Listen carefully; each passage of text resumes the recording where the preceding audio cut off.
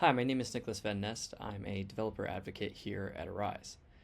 Today I'm going to talk to you about how you can trace voice application. Now, tracing is a typical method for logging information about the calls being made to and from your large language model. In this case, when we talk about a voice application, we use the OpenAI real-time API. And what this does is, as a customer records audio of their voice, this information is sent to OpenAI, and then OpenAI responds with a series of events that tell you the status of recording collection and different things that are being reported by OpenAI. For the Jupyter Notebook provided, here's an example of what you would see in the Arize platform after running that notebook.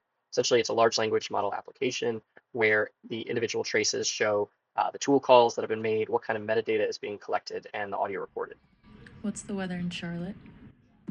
And in addition to that, we have the audio recordings of the response provided by OpenAI.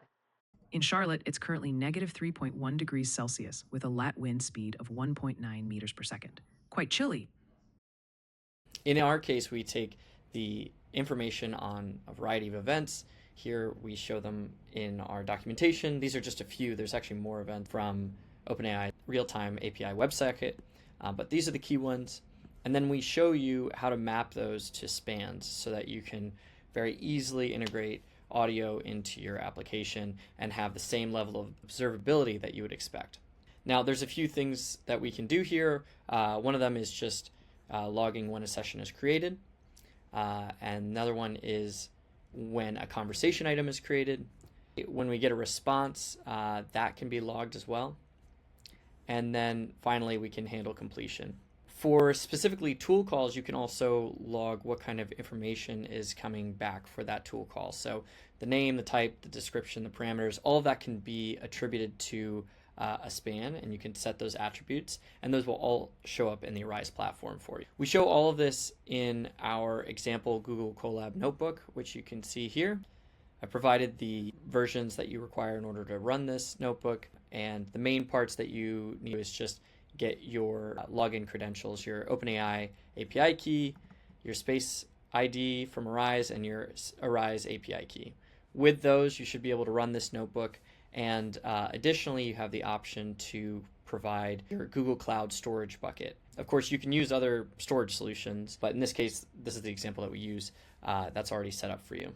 So when a user is going to record audio, that audio is sent to a bucket, and then that becomes available for Arize to use in its platform so that you can click and easily listen to a recording. Now we can take tracing voice applications a step further by integrating evaluations. Now, evaluations allow you to label the nature of specific spans or traces, and we do this by essentially creating a template. So, for example, we might want to take audio files that are being generated throughout your calls and determine whether they have positive, neutral, or negative sentiment. For a template, you define what kind of criteria you're trying to use to label. So in this case, we have positive, neutral, or negative, but you can define other things depending upon your needs. Now, there is one additional optional step is you can integrate a data processor. So when you're dealing with audio data, you might need to encode and decode data efficiently. And so by integrating this data processor, you can do that very quickly in a more efficient manner. As I mentioned, you can use Google Cloud. Specifically, we're just pulling links from Google Cloud after going through a authorization step beforehand. And this is just being encoded and decoded.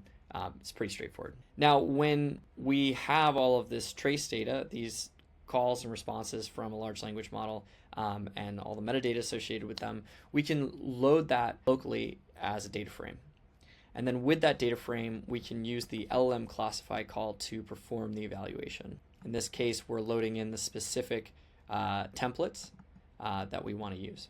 All of this gives you like a really granular control with a simple interface to allow you to unlock observability in Arize and help you troubleshoot and understand your application when you have very complex processes in place.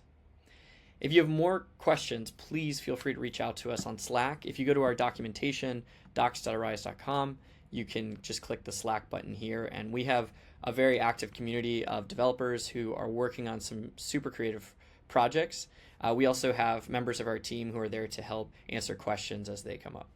Thank you so much. I hope you have a great rest of the day.